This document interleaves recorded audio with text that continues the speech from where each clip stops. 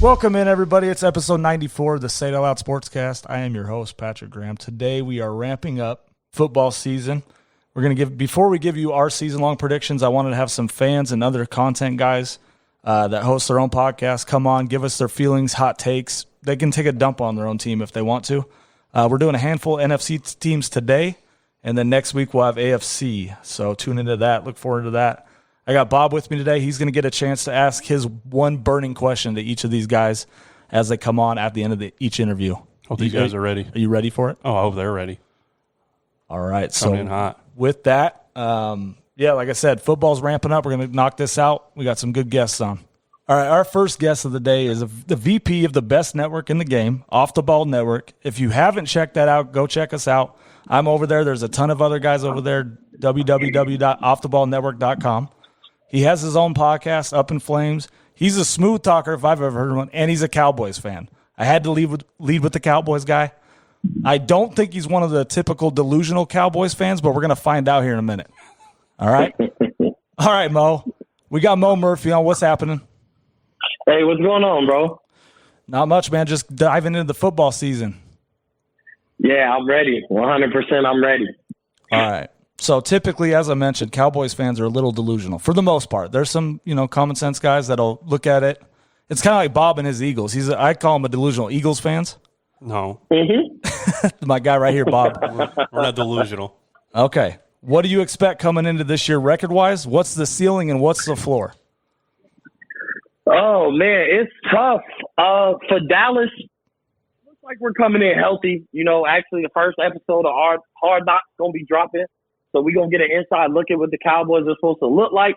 We got Dak back. We got our offensive line back. This will probably be the last year, maybe two, where we can possibly keep them healthy and be a top 7 to 10 offensive line.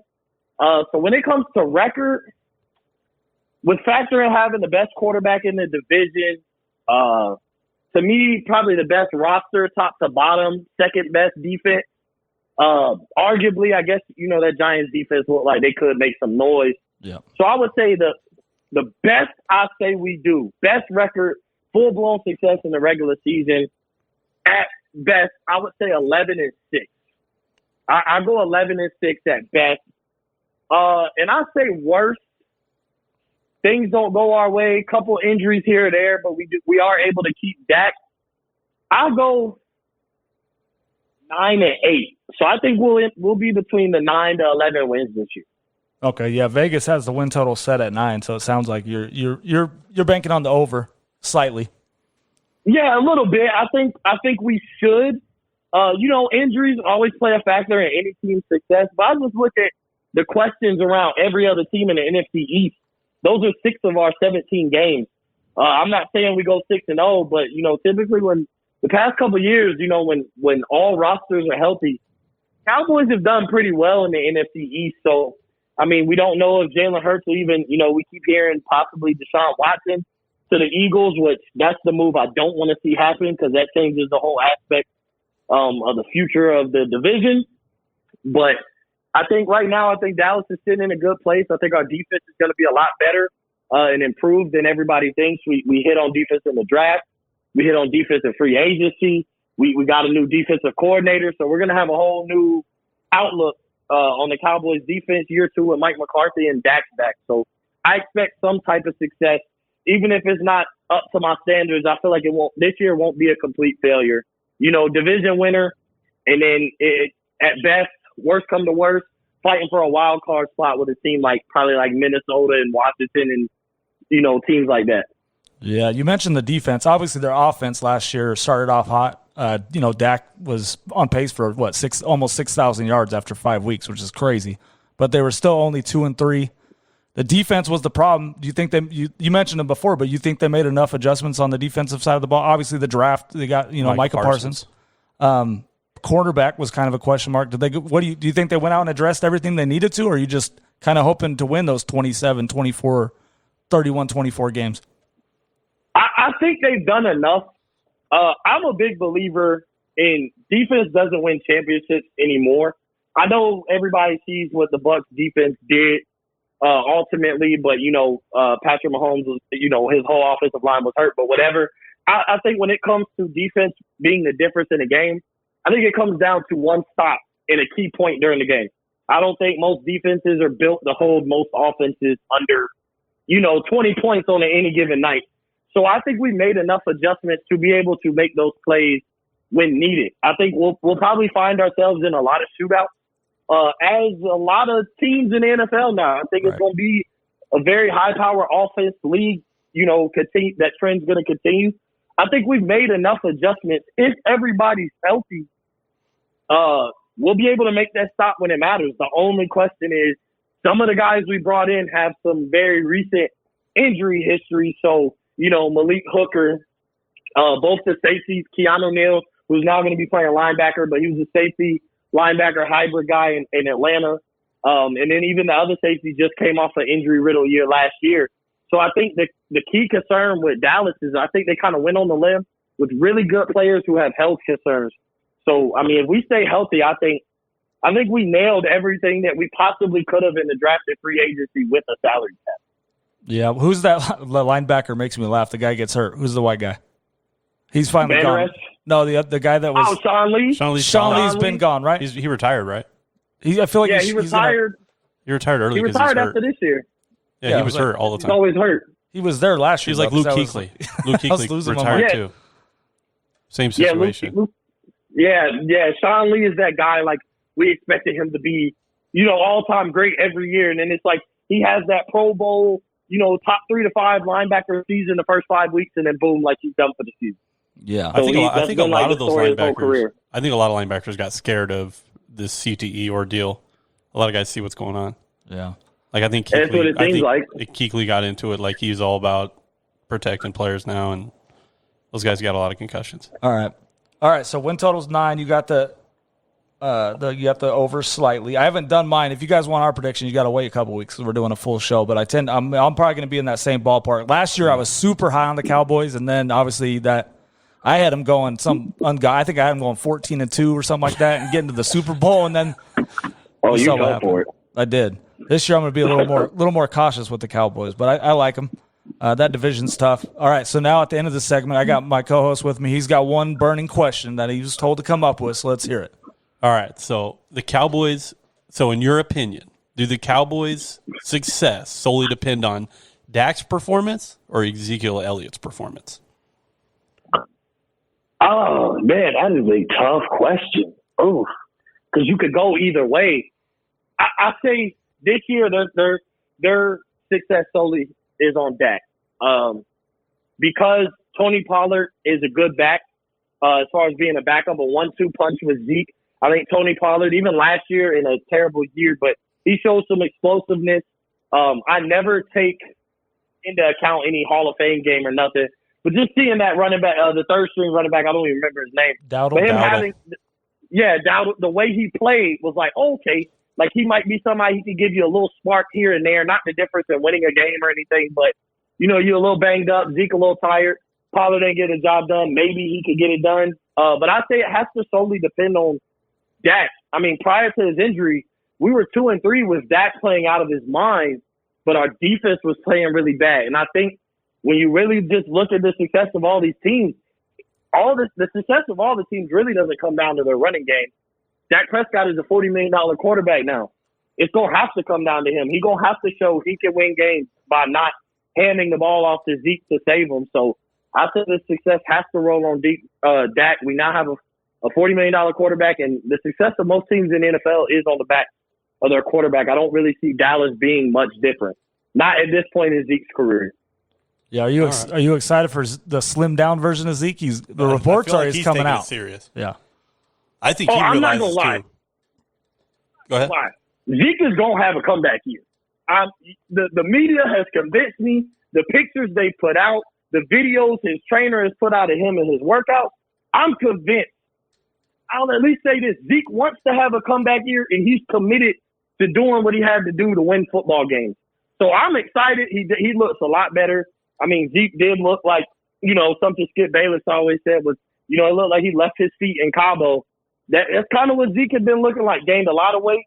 That rich contract he signed kind of ate a little bit better than he should have been, but he slimmed down now. I'm excited to see. I want to see Zeke have a bounce back year, especially because I'm an Ohio State fan. So I have that personal connection of loving Zeke because he played for Ohio State and now plays for my Dallas Cowboys. Yeah, I'm hoping. I just don't want to see another year of like Garrett Gilbert and Ben DiNucci and those cats. I want to see the Cowboys fully healthy and see what they can do. Stay healthy, I think, too. I think it really depends on Zeke, though. The play action pass, as Zeke can get going, the play action opens wide up. Yeah. That's where Dak's always excelled. It is, but I think all Zeke has to do is show he's formidable and is a threat, and everything else will come. If he can show he's a threat in that play action pass, everything else will come down to Dak. Like I think Dak is going to have 4,500 yards or close to it. Our wide receiver core is, PFF has us as one of the top three. I think they had us as number one, but as like one of the top three wide receiver cores in the NFL. I mean, we got Amari Cooper, CeeDee Lamb, Michael Gallup. You got high paid guys at those positions. And, that's always a big thing is people look at how much these guys are getting paid. And coaches make decisions to utilize and get the money's worth out of all these guys. So I do think that Dallas is going to look to get their money's worth out of Dak. A bounce back year for Amari Cooper, who did have over 1,000 yards, but we know he had some really good games. But when he played bad, he played terrible. When he's quiet, so I think even he's looking for, exactly. So I think he's looking for a bounce back year also. But because Zeke was kind of the superstar of the Cowboys, and obviously Dak is the quarterback of the Cowboys, Amari Cooper's failures in games against Amari Cooper's problem, he fails against top corners. He looks great against the 30th best cornerback in the NFL, but when he plays them top 5 to 7 corners, he plays absolutely horrible. But it gets pushed to the side because Zeke came out early in his career and became a superstar. And obviously Dak Prescott being a 4th-round draft pick exceeded expectations out the gate. So Amari Cooper's been like a benefit of everybody's not focusing on him, but I think he even needs to be looking for a bounce back year, especially in a year we're looking to pay Michael Gallup possibly, or we have to let him walk. And it could be a possibility that, if Amari Cooper doesn't come to play, his head doesn't seem to be in it like it did last year. Amari Cooper could be a guy on the trade market, and we stick to the young guns and pay Michael Gallup whatever he deserves to be paid and rock with CeeDee Lamb being the future as the wide receiver core in Dallas. Right. No, I agree 100%.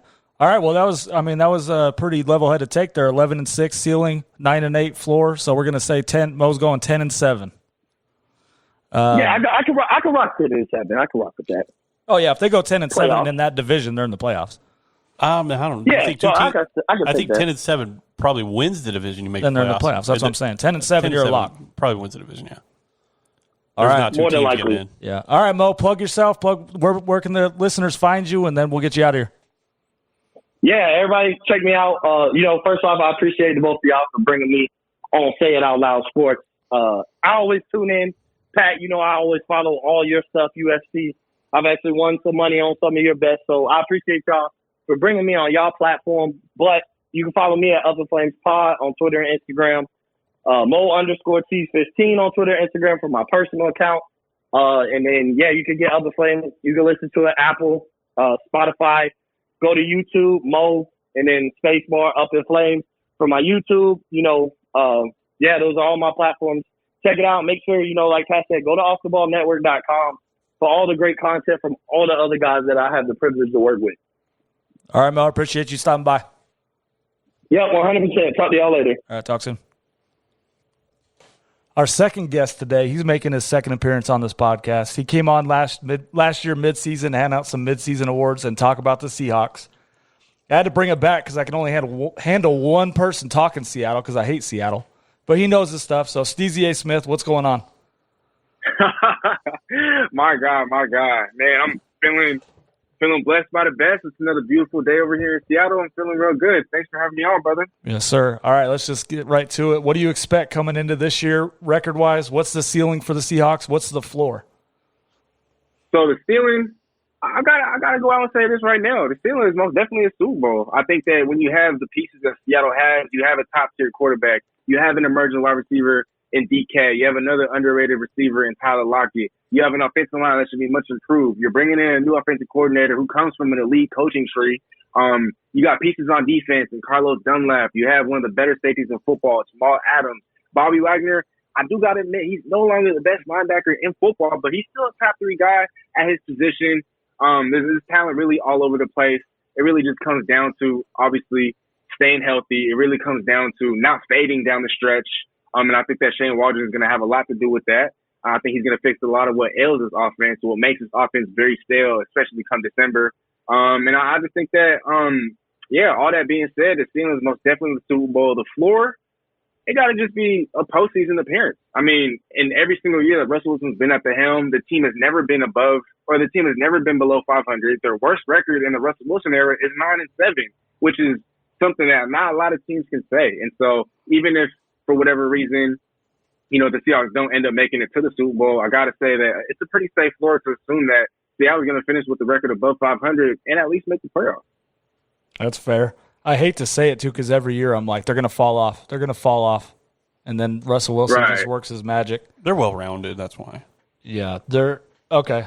With that said, you mentioned consistency, and I know we're talking fantasy, but the first 8 games last year, Russell Wilson averaged 29.5 points per game. Last 8, 17.1. I know that doesn't relate to record and all that, but do you think it needs to be more consistent throughout the entire season? Oh, no doubt. I mean, I'm not usually one to roster a bunch of Seahawks players, but last year I actually found myself rostering Russell Wilson in a few of my leagues. And in those leagues, I found myself in a championship game. But I ended up benching him for Jalen Hurts. And while that worked to some degree, I still did end up losing a few of those games. I thought that starting Jalen Hurts was a much better decision than starting Russell Wilson, just because, like you mentioned, he's faded down the stretch in a lot of the past couple of years. I mean, I think some of that can be attributed to the fact that, look, the offense becomes stale. The offense becomes too plain. The offense is unable to adjust. Or, Chris Carson suffers a mistimely injury, so there's no running back by his side. Or, he starts to play more hero ball, and so he's holding on to the football a lot longer, and he's getting sacked and whatnot. I just think that, definitely in fantasy needs to be a lot more consistent, just because towards the end of the regular season aligns with the fantasy playoffs. And how can you be confident in starting Russell Wilson when he's faltered down the stretch in the last couple of years? So he definitely needs to be more consistent. He's definitely going to be a guy that I'm going to be targeting in fantasy drafts, and maybe round 6 to 7. I'm not usually one to take a quarterback in the early rounds, and so I think Russell Wilson he falls right in line with where he's being drafted on average. And so definitely just bring a little bit more consistency, to the table, and he's definitely a guy that I feel like could finish as a QB1. All right, Vegas has the win total at 10. You think that's a good number, or is it a little low? I think that's definitely a solid baseline. I mean, like I said, the team has never finished below 9 wins, and they've been finishing well above 500 the last couple of years. I think in 2018 they were 10-6, 2019 11-5, last year 11 wins, and then 12 wins, and so I think that's a good number. Okay, last question before I could let Bob ask you his burning question. Do you worry about the division? I know the division's the best in football. I don't think we can argue that. With the Rams acquiring Stafford, the Niners are getting healthy. Cardinals, made some key offseason acquisitions. Do you think being in that division could hurt? Obviously, it's a tougher division, but there's no worry that the Rams got that much better where it's kind of a tougher grind than normal? There's definitely a worry. I'm not one of those guys that looks at Seattle as, they have to win the division to get it to the Super Bowl. Like you said, this is the toughest division of football. And so even if Seattle doesn't win the division, but as long as they have, as long as they're in the playoffs, I think that's really all that matters. These teams are going to beat up on each other. These teams are built to beat one another. And so I really don't care too much who wins the division, just because last year Seattle won the division and got bounced in the first round. And so I don't know if winning the division, especially this year, means a whole lot as far as the team's Super Bowl chances. But I am a little bit worried, obviously, about the rest of the division. But I do also have my worries for the other teams. With the Rams, I think Matthew Stafford is overrated. So I don't think the Rams are as good as everybody says. The Cardinals, they still have Cliff Kingsbury head coach. And so I don't know if he's going to be the one to really lead his team to any sort of relevance, especially come playoff time. Kyler Murray's been fading down the stretch the last couple of years. And so he still has to step it up. The 49ers, obviously, health is a big issue, so there's that to worry about. But I don't think that their defense is on the level that it was a couple of years ago when they were in the Super Bowl. And so, yes, the Seahawks are in a tough division, but these other teams have their own work. Agree 100%. All right, before you get out of here, Bob's got his burning question. Go ahead, Bob. So, mine's fantasy related. So, does DK Metcalf take a step forward or a step backward? Because he's high on a lot of people's boards. Right. with the type of trajectory that he's shown in these last couple of years, I think there's really no other way to put it, but he's going to take a step forward. I mean, last year, he still, despite the raw numbers, right, about 80 receptions, 1,300-something yards, 10 touchdowns, he still has a lot of room for improvement. I still think that his hands can be a lot better. I still think that his route running could be more refined. I still think that he uses a little bit more technique at the wide receiver position. I still think he needs improvement in terms of being able to run block for his running backs. And so there's still a lot of improvement to be made. Despite all that, he was able to put up the numbers that he put up. He was able to break Steve Largen's franchise record for most receiving yards in a season. He was able to have double-digit touchdowns despite being raw, despite not having a full route tree, despite still having so many different limitations in his game. And so I think the next step forward is really just getting better. I think that he could really push for 1,500 yards, maybe even 15 touchdowns, maybe push for 90 to 95 receptions. I know Pete Carroll talks about, we're going to start running the football more. We're going to go back to this. We're going to be going back to doing that. But you can't ignore the talent that you have at wide receiver. You got to throw the football some. Russell Wilson did have a career high in touchdowns last year with 40. He did have one of his better seasons in terms of completion percentage with about 68.1%. And I think that his chemistry with Russell Wilson is still going to continue to get better. He has talent around him to take away attention. And Tyler Lockett, I think Dwayne Eskridge is going to be a threat. I think Gerald Everett is a threat at tight end. I think Chris Carson, he's a viable threat at running back coming out of the backfield. And so I think that, the sky's really the limit for him. The sky's the limit. And I expect an even better season than last year. Yeah, I think you pointed out a lot of things. The route tree is the thing I want to see them use them more. I think they only use them on go routes and screen passes. So DK, I think he has to improve on his intermediate routes. Right. But that's the usage, so we'll see. All right, Steezy, let the listeners know where they can find you, and we'll get you out of here. Yes, sir. Thank you guys so much for having me on. If you guys are tuned in, thank you so much. If you guys aren't already, I don't know what you're doing, but be sure to show my guys here some love.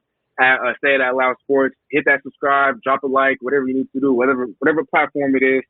Show them the love that they deserve. And once you go do that, then you can find me primarily on YouTube at Steezy Smith, SteezyASmith. I do cover a lot of Seahawks, but I like to think I'm well-rounded. I mean, I do some NBA. I'm starting to get into soccer. I got some boxing coming up. Pacquiao's, fighting in a couple of weeks, and I know that fight against Irv Smith did get called off, but I still got to cover that fight somehow or one way or another. He's fighting, but he's still fighting for a title. He's fighting somebody else. Yeah, I forgot his name, but it starts with a Y. But definitely expect a whole lot of sports content on my channel. And don't forget to follow me on my other socials at Steezy Smith. Yeah, I'll tag you in the post. All right, man. Appreciate you coming on. Hey, much love. Thanks for having me, y'all. Yep. All right, we got another NFC West team, Los Angeles Rams. We got a hometown fan of them here.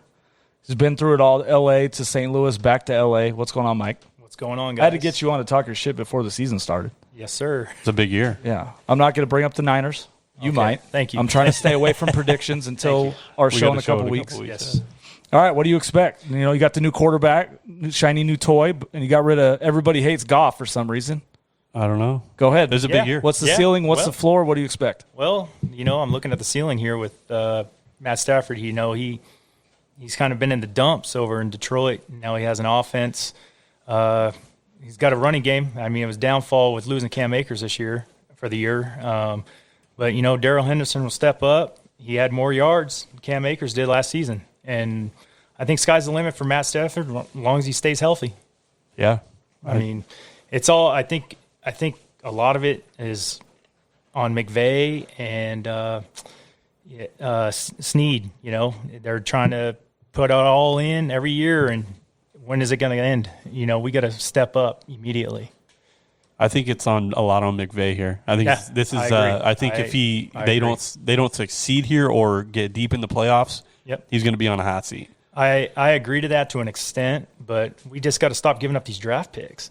We're giving up draft picks for Goff because he wants to win now. He wants to win now. We need the fan base in LA. That's coming from a season ticket holder. I mean, the fan base has grown tremendously because we are winning, and that's what LA revolves around is winning teams. Yeah. So. All right, I have this theory. Remember, I brought this up at the end of last year when they traded Goff. Yeah. It wasn't Goff's problem as much it was McVay's problem. He didn't adjust to Goff's skill set, and the team's caught up with that. And then so now they basically drove Goff out, and everybody had the blame on Goff. I think it was almost a trust issue between the two. I agree with you. I think McVay didn't trust Goff with his offense. He didn't think Goff had the talent to spread it around like you wanted to. And I think it's a lot of pressure on McVay because I think McVay basically told the owners we're a quarterback away from being a Super Bowl contender and winning a Super Bowl because they didn't do anything else. They traded Goff and got Stafford, and it wasn't like they're going to go into like a semi rebuild or 2 10-win seasons and not really be a contender. It was like if we have a quarterback, we can get back to Super Bowl. Well, we can go back to the year we went to the Super Bowl. I mean, it wasn't really Goff. It was that Goff. defense. Donald. It was our defense and that fluke play with New Orleans. That's a big one. I mean, that was huge. Yeah, we were blessed to go to the Super Bowl. I get it, but Drew Goff Brees didn't. has He was been on the end of exposed. a few He was of those. exposed, and ever since Goff was exposed by Belichick, he was nothing. But was it Goff exposed or was it McVay exposed? Because I feel like Goff played that's well all what- year. that's- So go that's back. my theory going back and forth. It's That's like, we'll see this year. We're going to find out this year. Right. There's no reason McVay's offense he has any. He's the whole book's wide open for Matt Stafford. Right. He can make every single throw. The deep throws are unbelievable. If you're watching, I'm sure you guys aren't. Yeah. I am. I mean, he's on point. Matt Stafford's throwing for 5,000 yards on the Lions. Yeah. Do they have that deep threat? That was the one Yes, worry I have. I Cook agree. or Woods and Cup? I think we do. Robert Woods, he's mediocre, short game. I think with Cooper Kupp, but we have Jefferson that's stepping up, and I truly believe we got Atwell Tutu from Louisville that we just drafted. I think could. You guys be still right have there. Higbee too? Yes, we do have Higbee, and we do have that Jacob Harris that we drafted from Central Florida. Runs a 4.3 40 as a tight end, and he's a beast. So I think it can happen. I mean, we lost Gerald Everett to Seattle, Yeah. which I didn't like to see. Tyler Higbee's good though. Higbee's good, but I think we have probably the best passing offense on paper. With Stafford, there's no excuse. I mean, Yeah, we're going to – yeah. and it'll be interesting. is he going to stay healthy? That's my concern. Got to protect him, but I mean He already got hurt in training camp. He's always hurt, though. He's always hurt. I mean, he was hurt in But he's an animal. Detroit, still throwing for 5,000 yards. He plays through injuries. I mean, I can go back to that Cleveland game. I just – He got hit. And he stepped up and threw a separated touchdown. his shoulder, And went to the stepped up sideline, and came won the back game. in, and threw Won a the game. touchdown. Yeah. All right, so ceiling a Super Bowl, obviously, right? No? Can they win the Super Bowl? I think the trade says I could definitely say yes, they could, but it really falls back on McVay and Stafford's relationship. Is he going to have to wait to the last second to call a play in, or can Stafford read the field? Because I don't think Goff could without McVay in his pocket. I just don't think McVay trusted Jared Goff. I don't think so either. I think he had I don't think Jared Goff ever saw Right. the full playbook. I agree. I don't think he ever saw the whole 100%. thing. And Deshaun Jackson's there. I mean, That's the key to me is the deep threat. And Yeah. if Deshaun Jackson's healthy, he's one of the best deep threats to ever play the game. Well, he's like Agreed. 50. agreed. That's why. So my next question is Yes. fantasy-wise. Yes. Van Jefferson or Deshaun Waxon? I'm going to call him Josh Deshaun Waxon. Is he waxing all the defenses? Yeah. I'm gonna. Gosh, I don't even want to pick either of those. Yeah, it's the nature of the game. You I got to know, pick right? one. I know. Then if you're wrong, I'm going to come back to you in 17 weeks and tell you you're wrong. I'm gonna say Jefferson. I really am. I think Deshaun Jackson. He's old. injury prone. He's old. He's injured. That's the problem. He's been hurt for like three but he straight can years. he can stretch the field, and he's a veteran. I think bet he's still- I think he can do it. I think it's gonna be close, but it depends how many reps Jefferson gets. Yeah. I bet Jackson's still top 10 fastest player in the league. Because I wouldn't sleep on Tutu, honestly. No, the other guy too, Tristan Jackson. Have you read about him from Syracuse? Yes. So I read something today. He moved up on the depth chart. I think he's the second or probably fourth or fifth guy behind Right. Jefferson and Right. Jackson. But Right. It's gonna be a tight race, but I think our wide receiver depth by far is the best in the NFL right now. If he's 3 or 4, he'll see the field a lot. Because Yes. I think Stafford's I agree. going to see a lot of 4 and 5 wide. And the other thing is you can't pass the ball unless Especially you have a with running Cam game. Akers down. Whereas, Cam Akers, we lost him. We do have some depth in the backfield. And we have Rhodes that we drafted a couple years ago. Daryl Henderson's still good, but I see the Rams are going to be pass heavy. Yeah, I agree. They're all gonna right, what's the worst case scenario for you? Worst case scenario? 5 and 12. Stop. I'm just trying to speak it into No. existence. I think their defense is too good to go 5 and 12. I'm gonna go out there and I'm gonna say 10-7. Worst case. I've been asking you the same question. In that division, Yeah. say Stafford goes down. They still win 6 and 11 with that defense. You mentioned the defense. Obviously, the defense is so good. Yeah, Without Stafford, though, that's Then they won a playoff game without Stafford. without Goff and Stafford. No, we won with golf. Then he didn't get pulled. He got yanked. Oh, the second game. Wolford got hurt. They started second series. Was it Tyler They Wolford started from UCLA? John Wolford. John Wolford. We started. He took over. Yeah, because right. McVay and them had problems. That fool's running all over the field. It's really hard to say. It really revolves around McVay and Stafford. Yep. All right. What's going to happen? Your question was about Stafford, probably. Is Stafford is the pressure on? My question was: is the pressure on McVay to absolutely perform? And I think they have to get deep into the playoffs, or McVay is basically going to be looking at a hot seat because they gave up the future in draft picks to get to this spot to contend. Yeah, I could see that being on McVay, but what he's done for the franchise is unbelievable.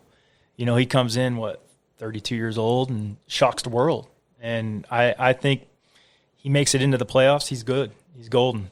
Yeah, he's going to get some heat because we didn't win the Super Bowl because expectations are high. The Super Bowl was wild. It was a defensive shootout. Yeah, new stadium. You got the new stadium. Super Bowl's in L.A. What more would you want than the L.A. Rams in the Super Bowl? I think he's got at least 2 years minimum. There's not, even if he goes 6-11. So but you could go back, though. Draft picks. First-round draft picks, we can give draft picks around, but, honestly, there's not – you find guys, key players in third, fourth rounds nowadays. Mm-hmm. Some coaches don't have to draft. Belichick hasn't had a first-round pick on the roster in 8 years, except for N'Keal, I think. I think it's really, like I said before, that's Belichick, though. I really am a big believer if Stafford and McVay stay on course, we're going to be a threat. I think McVay, these young offensive geniuses are kind of the future of the league. I think the league geared towards it with how many defensive penalties you see. You can't hit a quarterback, you can't hit a wide receiver. So I think it's geared towards their coaching, schemes. Yeah. But I think it's time. I think them basically saying we're a quarterback away from Super Bowl contention. And I really do think with our division, I think you might have to win 13 games, maybe 14 to go to the playoffs. I don't know. I think they'll eat up each other, though. I think 11 or 12. That's what I think. I think they're going to eat up each other in the division. I think three teams in that division might make the playoffs. Yeah. Well, 7. I think 12 wins it. Two minimum make the playoffs in the division. 3 might. And I think it's going to come down. We own Seattle. I think McVay has Pete Carroll's number. I think Aaron Donald just eats Russell Wilson up all the time. It happens all the time. He multiple sacks every year. Pete's too defensive minded. Yeah, our threat and our concern would probably be San Francisco. They're healthy. If they stay healthy, it's going to be a battle. Jimmy G healthy is dangerous. Yes, and they're 4-0 against you. People hate Jimmy G, but him healthy is dangerous. Is he going to be there? He's starting. You think so? Yes. Okay. I don't see a situation where Jimmy G doesn't start week 1. Okay. Yeah, I personally think it's going to come down to us in San Francisco. I think we might have the edge, but San Francisco's had our number. Yeah, 4-0 in the last 2 years. Right? Yeah, right. Yeah, so is it even with the injury bug last year? It'll be fun. The division. Right. I love the battle. Like I'll be at SoFi Stadium. So I got a couple games booked. So it's going to be nice. I think there's just a lot of pressure on us this year. Like I said, the spotlight's on us in LA. It's not the Dodgers anymore right now. It's a big game. It's a big season. It's a big season for us, and I think Matt Stafford's in town. Our hand is on the table. We better step up, and we're out. All right, there you go. Any closing thoughts for you? Don't doubt us. Don't doubt us. I know there's some people out there I think there's a lot of people out there doubting the Rams and Matt Stafford, but he hasn't played for a team. He hasn't played. He's been in a dumpster fire for years in Detroit. He hasn't had a good running game. Yeah, he's had a passing game because his yards are off the roof. He's a top 10 quarterback in the league. I would venture to say probably top 5. Okay. Stop. No, I wouldn't say top 5, but we'll see. We're going to see this year. We're going to see. That's what I'm saying. The pressure's on. He's not. Yeah, we'll see. He was throwing for 5,000 in Detroit. Man, that city shut down 8 years ago when Chauncey Billups left. He's the Jeremy Grant. He's like Jeremy Grant. Jeremy Grant goes to Detroit and averages 25. Stafford's going to leave Detroit and shit the bed. You think so? Let's go. I was being nice for a minute, but now you got me riled up. I don't see him. Calling him a top 5 quarterback. You guys are out of your mind. This season? He's not a top 5 quarterback. I think, here's my prediction. Go. Here we go. 5,000 yards minimum. Jameis Winston led the league in passing. He's 25th in the league. Here's my prediction. If Matt Stafford stays healthy, he will be in the talk for MVP this year. I mean, he is the fifth best odds. I really do believe buy that. I really do. And I haven't even looked at the odds. I'm He's just saying he's never had a wide receiver core like this, and he's never had a coach like this. And I think Sean McVay's playbook is open. Yeah, and finally it's going to happen. Okay, finally. I can see that. Yep. So, all right, there you go. Don't doubt us from the Rams. McVay's got to throw some wild Do stuff not in doubt L.A. Whose house, baby? Rams' house. All right, What let's if get you out. what if Jared Goff takes the Lions to like a 12-win season? We're getting the Lions next. We got the Lions fan coming on. We got him coming in. Oh here? no, and two more. Two more. Yeah, we got it. We got the Vikings to cover next. Jared Goff wins Good 4 luck. games. All right, thanks, Mike. Thanks for hopping on. All right, thanks, guys. Appreciate it. Let's switch it over to the NFC North. We're going to Minnesota. I got my nephew here. He's been a Minnesota fan for as long as he's been alive, I feel like. What's your thoughts? Ceiling, floor? Are you a delusional fan, or are you like a realistic Are you fan? this Vikings? You're going 17-0 guy? No, That's your Eagles. no, they're Well, come on, it's Let them go, Vikings. not going 17-0, but they have it's a 17-game season, right? Dalvin Cook is always hurt, so it just depends on if their best players can make it 17 games. And if you look at their schedule, out of their first 10 games, 1 is a division game, and you're going to be getting last half of the season, pile them all in where everyone's hurt and stuff. So it kind They of only have one? I didn't even realize that. 1 division game. Oh, man. First 10 the weeks? first 10 weeks. The That's kind of wild. the 10th week is the Packers, and then Then they play 6 straight or the no, last so, 7? Yeah, they November 21st is the Packers, and that's their second division And game. then the rest, so 4 out of the last 6 games are all division. Mm-hmm. Oh, that's wild. That's going to be a tough ask. However, Go ahead. not only are they division, but you have Packers, Niners, and Steelers, Rams, and Packers again. Oh, man, this is not looking good for you. No, This might because be a they're all rough one. because they're all going to be hurt, and Cousins will probably be on COVID like 3 times because that's another question too. Yeah. That's going to be for every team, but they're going to treat them differently. All the players that aren't vaccinated, so that's going to be a huge deal. All right, so what's the ceiling in your head? What's if they all stay healthy? Most wins. Okay. Most wins. If they're all healthy, I could see 13-4. Okay. If they're all healthy, because I mean they have. Okay, so last year their defense was a little fluke, I'd say, because Zimmer didn't just lose his mind. He didn't stop learning how to coach. Right. He just had. I like him as a coach. He had actually. 2 starters last year that were on the team the year before because Yeah. Danielle Hunter got hurt. All that he had was Harrison Smith and Anthony Harris, if I'm right. All the rest were like rookies or backups. Yeah, injuries. I know Hunter was hurt. They Yeah, went they had a 1-5. rookie linebacker or They something. went 1-5, and then they finally got in their groove. There's no training camp. All those rookies had no training camp. Right. So he didn't just forget how to coach on defense. So I think defense this year they'll be fine because Barr's back, Danielle Hunter's back. They got Patrick Peterson. They signed Brashad Breeland. I like that. I like him too. They signed that dude from Dallas who they moved to safety. Harrison Smith? No, he's He's been there. the dude from Dallas. I forgot his name. Yeah. He was a cornerback, but they moved him to safety. So he's going to be next to Harrison Smith. And then you got Well, 2 years ago they were a top 5 defense. I remember they were every year Zimmer's been there. They've Yeah. been top 5 except last year. And towards the end of the year, I think they were still top 10. Like at the second half of the year, not all year combined. Yeah. But last year was their offense. There was like top. And like you said, 5, I think, or top started, 6. 1-5. They started Then almost 1-5. made the playoffs, and then they did. choked again. Did they make the playoffs? They always choked against the Bears, and I think they have them last again. Week 17 Yeah, every year they have the Bears last, and they lose. to make the playoffs. Basically, yeah.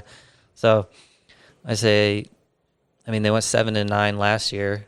If you look at their schedule last year, they actually should have done a lot better. They could have beat the Bucks, but if you actually watch the game, there was a lot of horrible calls, and that's every game, right? Every time a team loses, everyone says that. But if you actually watch it, Yeah. ceiling 13-14. I mean, they could do it if their defense is healthy. Offense, I'm not worried about because, like you guys were talking about earlier, like Stafford, Cousins can sling it too with whoever's there. I mean, he's been throwing almost 5,000 on Washington. Yeah, no, he can throw 4,900 yards, 4,200, 4,000. I mean, Yeah. he can sling it. It's the whole vaccination thing that's probably going to be the big thing with Cousins, but I don't know if they're going to have Mond as the second string though. All right, so Kellen Mond? 13 and 4 is the ceiling in your mind. What's the floor? 4 and 13? Flip the whole thing? Nah. I think they can still make 8. They should be able to beat Detroit twice. Yeah, they'll beat. So that's a freebie. It's 2 freebies, hopefully. Let me look at their schedule. And I'll That's tell 2 you. freebies. Bengals win. Cardinals win. Okay, here's Seahawks. This is the thing. They play the Seahawks every damn year. For some reason, they just keep finishing the same place as them and having to play them every year in Seattle. Yeah. So it'll be different this year because this is the first time in like 10 years they've been in Minnesota. Oh, yeah, in Seattle. So another thing last year, they went 7-9. They had no fans all year long, right? Yeah. And Minnesota thrives Won on the that. round, yeah. They got the skull chant in the beginning, the horn, all that stuff. They didn't do that last year. So they never had home field advantage. And then they play, I think half the teams they played had at least some fans. Right. So that affected a little. So Of they the had teams last 0 year. all year. They had 0 fans all year. Yeah.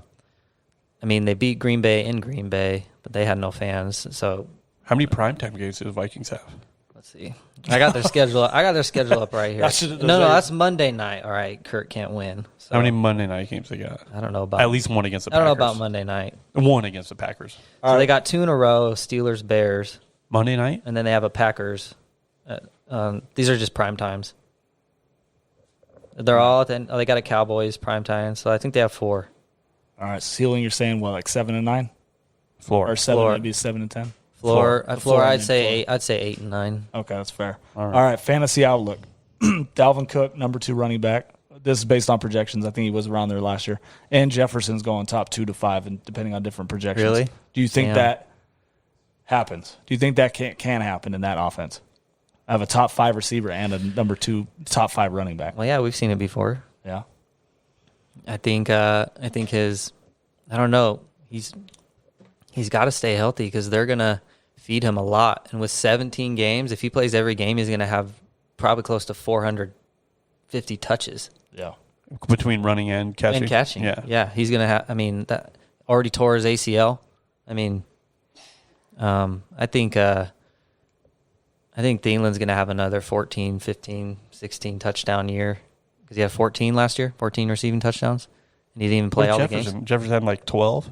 Yeah. Something like right around there. They're both. No, he had like 7, I think. Jefferson? Yeah, he thought didn't have that He many had touchdowns. 1,400 yards, but maybe Yeah. that's Thielen had 4. Wasn't he like 3rd in the league? in yards, yeah. Yeah, no, Thielen was like tied for 1st or 2nd with touchdowns. I think Kelsey led the league. Or Hill. Yeah, one of them. Yards? Kelsey Diggs. and Hill. One of those two led the Diggs. league. Diggs led the league. I think Diggs. Because he had like Hill and Kelsey were top 200 5. receptions. Yeah, no, I think Jefferson's still going to have that similar stat line with low receptions, high yards. I think Thielen's going to have I think they'll both hit 100. Or let's just say this.